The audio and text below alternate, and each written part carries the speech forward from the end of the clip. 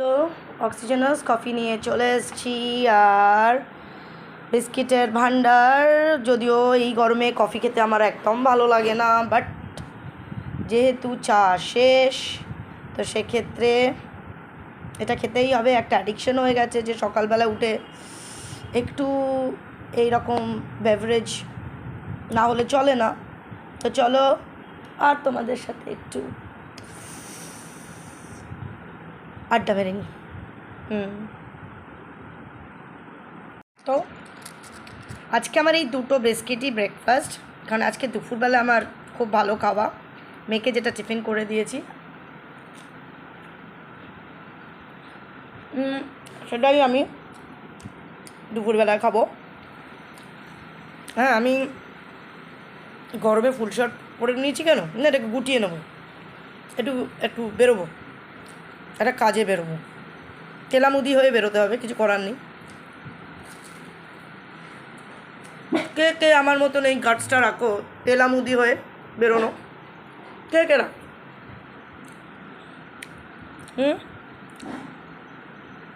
আমি তেলামুদি হয়েই বেরিয়ে যাবো। তো চলো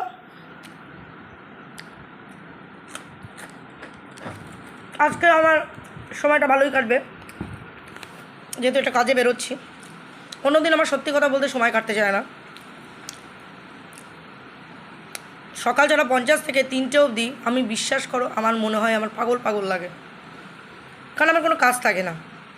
দুপুর 12টা থেকে 1:30 অবধি অবশ্যই কাজ থাকে, সেটা হলো তোমার ডগিদের খাওয়ানো, যা যা হয়, ঘর মোছা, তারপরে স্নান করা, পুজো দেওয়া, তারপর আরও কিছু কাজের সাথে আমি মানে অ্যাক্টিভিটির সাথে যুক্ত হয়েছি। যেমন আমার অনেকগুলো মন্ত্র চান্ট করা থাকে এখন, সেগুলো করি, তারপরেও আমার সময় কাটতে চায় না। তো যাই হোক, আর একটা অ্যাডেড আনন্দ হলো আজকে যেহেতু ফ্রাইডে, কালকে উইকেন্ড শুরু, তো একটু আনন্দ মেয়ের সাথে কাটাতে পারবো। কুঙ্কু কুঙ্কু কুঙ্কু আমি ভাবছি, ব্যাস দেখেছো, আমি ভুলেই যাই যে আমি তোমাদের সাথে কথা বলতে আসলে ফ্লাইট মোড করে দেবো। একটু ওয়েট করো, ফোন এসছে।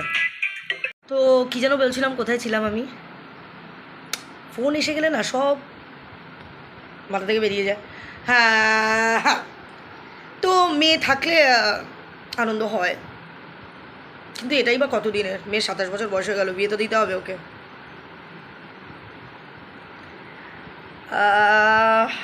তখন আমি কি করব? এখনই সেটা চিন্তা করি।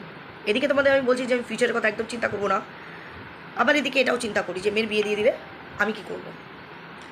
আমি কি করব? প্রথমে তোমাদেরকে আমি বলেছিলাম যে আমি হয়ে যাব, আমি নিজেকে ফিনিশ করে ফেলবো।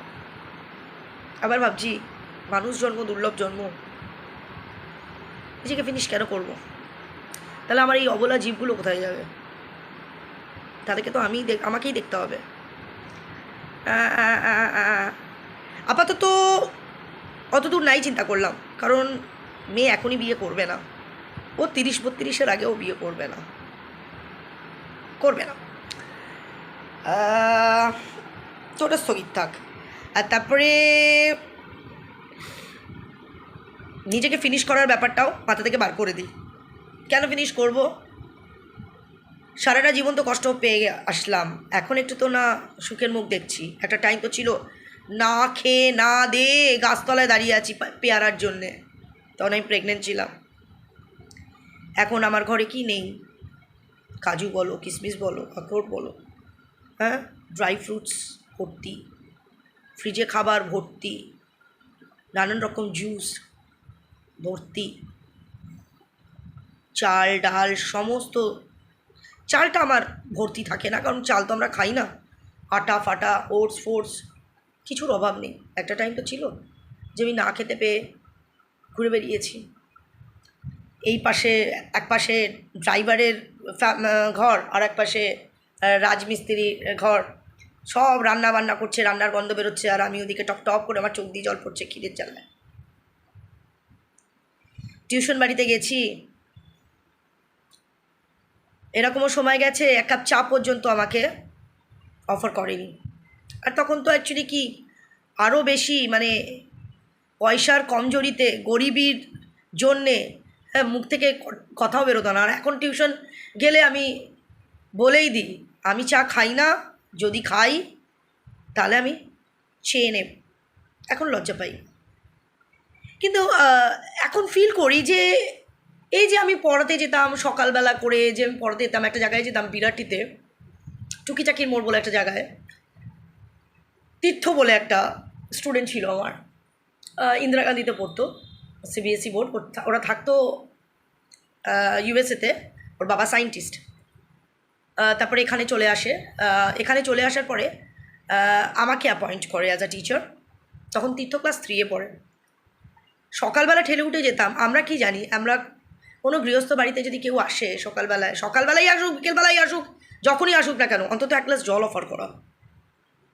আর আমি কতটাই বোকা ছিলাম, জলটা পর্যন্ত চাইতে পারতাম না, তেষ্টায়, স্পেশালি গরমকালটায়। আর তখন তো এত তো টাকা তখন মাইনে পেতাম না। ট্রেনে করে যেতাম, তারপর ট্রেন থেকে নেমে হাঁটতে হাঁটতে হাঁটতে টুকিচাকির মোড়, কিন্তু মানে তখন তো রাস্তাঘাটের ইয়েটা অতটা বুঝতাম না যে আমি বাসে করে গেলে আমার সুবিধা।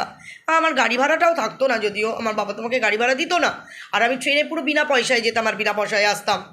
তো এখান থেকে হাঁটতে হাঁটতে, স্টেশন থেকে হাঁটতে হাঁটতে অতটা রাস্তা গিয়ে টুকিটাকির মোড়ে ঢোকা, মোড়ে ঢুকে ওই যে জায়গাটায় ওরা থাকতো, ওই জায়গাটা একদম বেশ সুন্দর, সল্টলেক এরিয়ার মতন ওই জায়গাটা।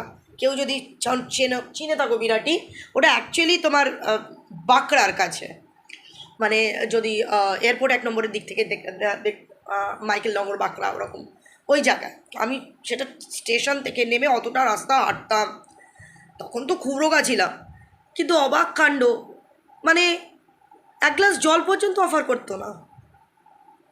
আর আমার জল পিপাসায়, আর আমি জিজ্ঞাসাও করতাম না, আমি একটা জল চাইতে পারতাম না। মানে কতটা আমি টেমেট ছিলাম, কতটা মানে লজ্জা পেতাম যে জল চাইবো।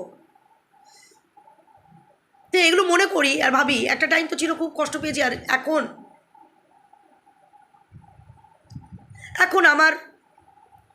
আমি খুব হ্যাপি, কিন্তু আবার ইকুয়ালি প্যারালেলি আবার একটু দুঃখী ইন দ্য সেন্স, এই যে আমার এই যে বললাম না, একা থাকলে আমার অনেক কিছু চিন্তা ভিড় করে। আর সেই চিন্তাগুলো, এই যে উদ্ভট চিন্তা, আমি কি করে সময় কাটাবো, এরপরে তো আমি আরও একা হয়ে যাব, দিনের পর দিন, মাসের পর মাস আমি একা হয়ে যাব।